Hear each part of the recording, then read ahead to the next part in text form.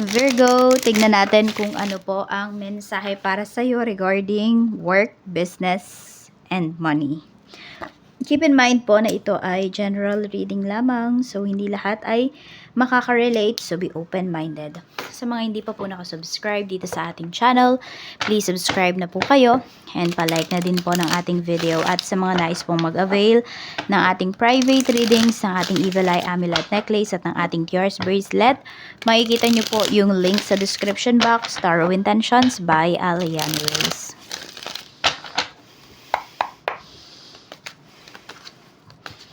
Tingnan po natin. We have the High Priestess. Yan. Meron tayo ditong the Star. Nag-iingat na kayo ngayon. Ayan, Judgment. Parang lumalayo na rin kayo.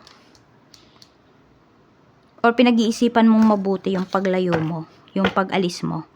Yan, baka meron dito, it's either nasa ibang bansa na kayo, may mga nilalayuan kayo dito ng mga tao na hindi naman nakakapagbigay ng growth sa inyo, wala kayo nabe-benefit, lagi na lang sila yung take ng take, or yun nga, tinetake advantage ka na ng mga taong to. So, ayun, parang unti-unti kayong lumalayo, yun yung nakikita ko sa'yo dito.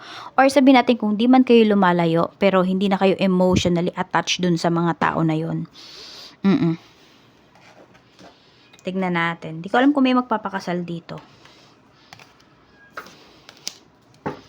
Tingnan natin.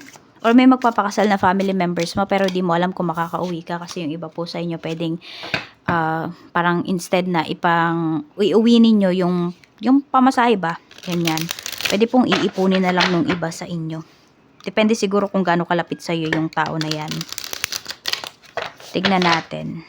Or some of you naman hindi to uuwi kayo or gagastos kayo ng bongga. Kung hindi, pwede po na kunwari may business kayo. Diba? Sasara mo ba yung business po para dito sa mahalagang okasyon sa buhay ng tao na to? Depende nga po kung gaano ba ka-close sa inyo yung tao na yon. Tignan natin pagdating sa work. We have decision making. You are making important decisions in your career and these choices will lead to long-term success. Your decisiveness is your strength. Ayan, so grab nyo na, diba? Grab mo na ang opportunities. Virgo, ayan po. So, long-term success ang paparating sa'yo pagdating lalo sa career mo.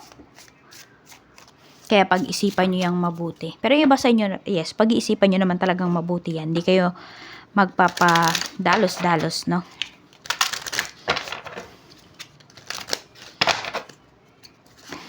We have listened to your intuition. Ito din yun yung the High Priestess. Ang heightened po yung inyong intuition. Ayan. So, alam mo yun, parang lahat ng signs na hiningi mo para dito sa career na to, binigay po sa'yo. Kaya, i-grab mo na yung opportunity. Tignan natin. Para po sa'yo talaga yan. Yung iba sa inyo, nakaka-receive kayo ng mga blessings. Tapos, parang tinatanong ninyo kung nagko-contemplate kayo kung para ba talaga sa inyo yun. Para sa inyo po yan. Hindi naman yan ibibigay sa inyo kung hindi yan para sa inyo.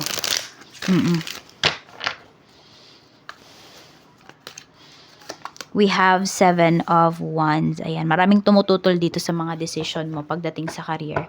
Pero alam mo, ayan, kasi buo naman yung decision mo. At syempre, ikaw naman yung magtatrabaho dito. Kaya, syempre, mas sundin mo kung ano yung nilalaman ng puso mo at yung sinasabi ng intuition mo. Check po natin pagdating naman sa kaperahan.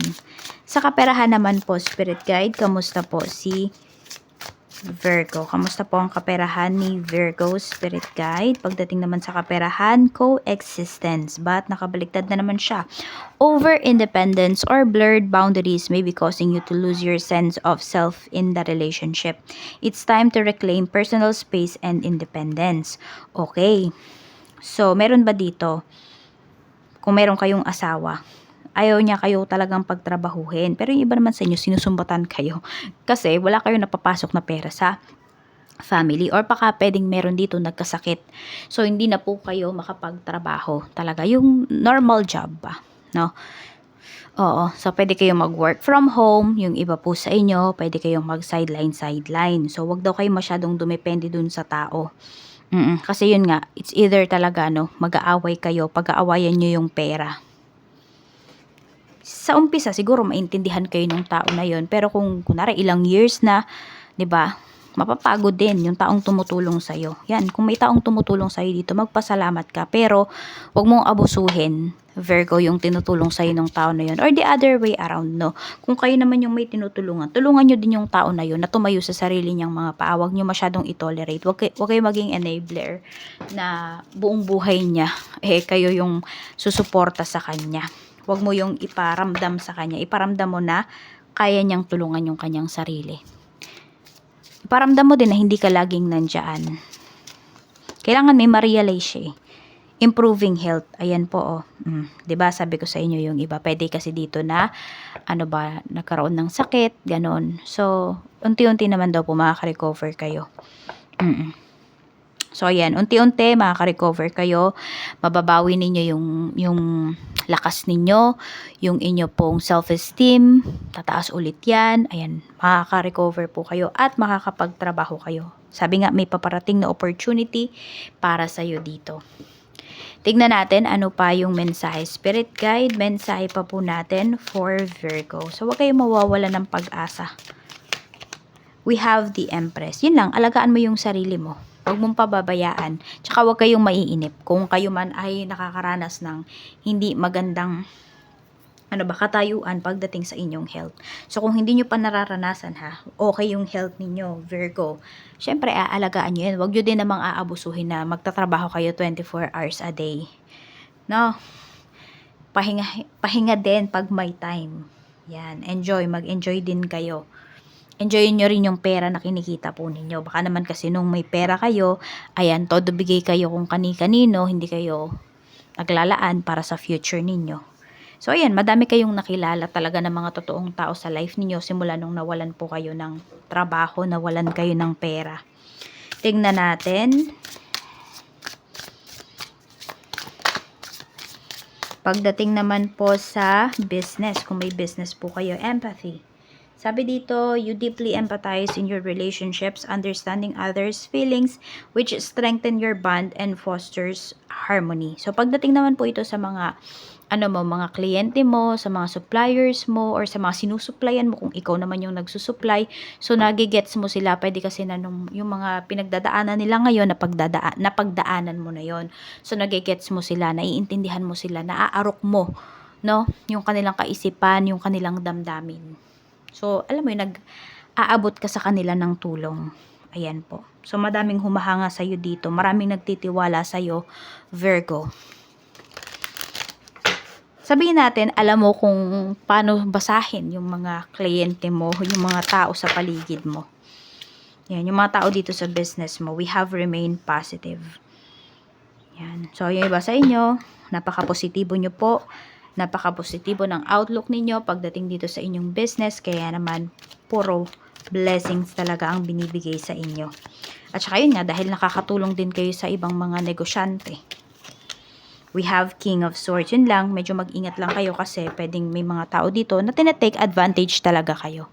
Baka minsan nagdadrama na lang yung mga tao na to sa paligid mo. So, tignan mo rin yun kasi baka dinadramahan ka na lang, Virgo.